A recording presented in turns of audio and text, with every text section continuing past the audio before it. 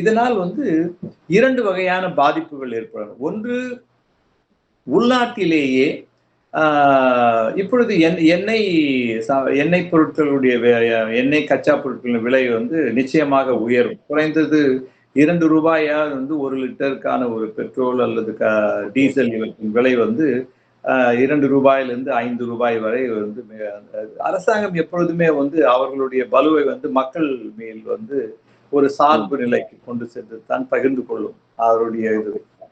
அவ்வாறு வந்து இப்ப பெட்ரோல், இந்த எண்ணெய் பொருட்களுடைய டீசல் இவற்றின் விலை உயர்வை நாம் எதிர்பார்க்கலாம். பிறகு அடிப்படையான அடித்தளத்தில் இருக்கிற காய்கறிகள் ஒரு மாநிலத்திலிருந்து மற்ற மாநிலங்களுக்கு பொருட்களை கொண்டு செல்வதற்கான இந்த டிரான்ஸ்போர்ட் சார்ஜஸ் என்று சொல்லப்படுகின்ற